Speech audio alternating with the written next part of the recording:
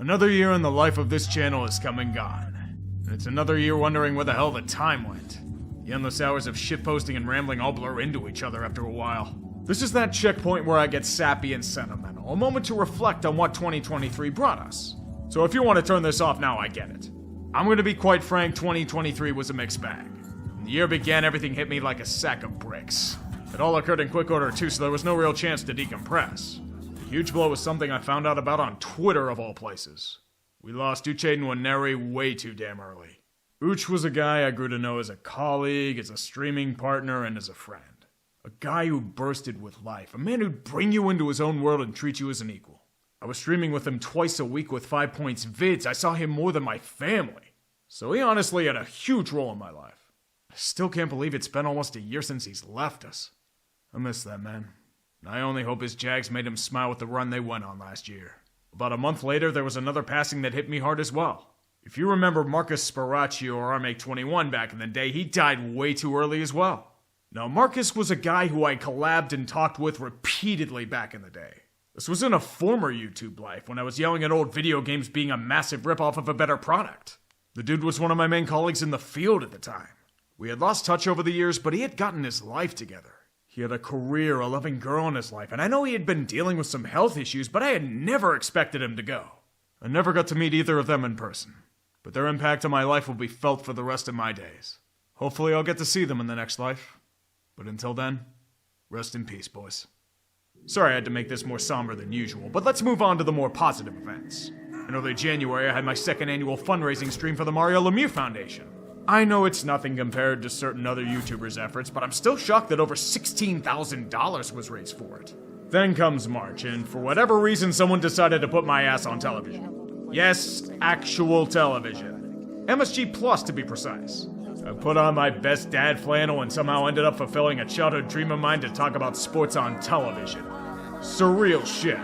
Then we move on to the summertime in the baseball diamond in Burlington, North Carolina, where I proudly took on a role of ceremonial bench warmer for the Melonheads, until I came up in the final at-bat and hit the greatest 11-run walk-off biddy hit the world has ever seen. Before you ask, yes, I'm still shocked I actually hit the damn baseball. There was also a trip to Portland, Oregon to play the Pickles in another game of baseball.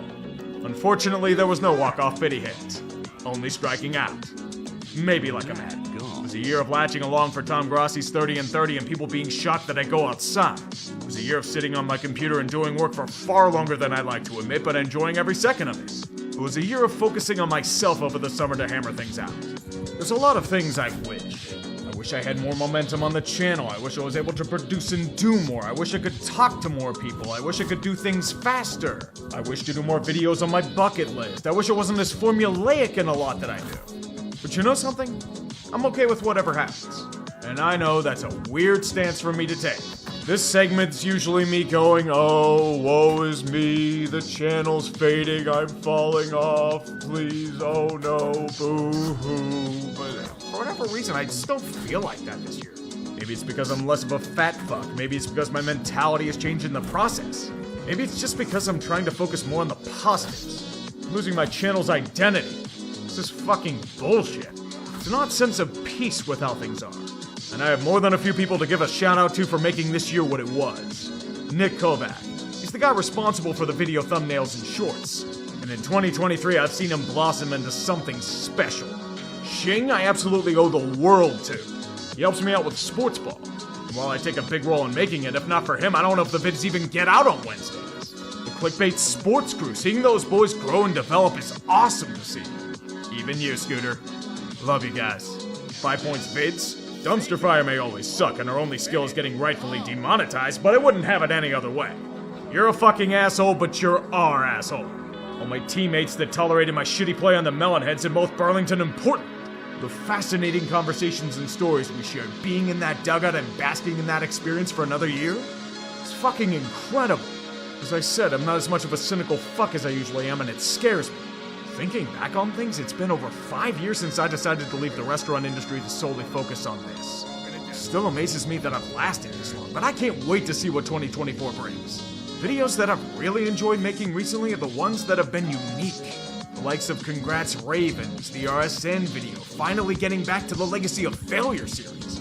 those are the ones I found the most satisfaction in doing. It just goes back to doing more yet finding that perfect balance. And at the end of the day, I'm confident I'll figure it out. Whether you've been watching this rambling for years, if you've recently stumbled upon it, if you stopped watching for whatever reason, even if you turned it off after a few seconds because of how shit it is, from the bottom of my heart, thank you. The fact that you even choose to watch this shit is the greatest honor you can bestow. Sitting and shooting the shit with as many people as I can, hearing your stories and takes on sports, engaging in conversation, even the shit flinging, and I enjoy every second of it. So I raise my glass to you, to everyone I've collabed, worked, and played with on the field, and to life itself. Here's to 2023, 2024, and beyond. Have a great rest of the year, folks. I'll see you soon.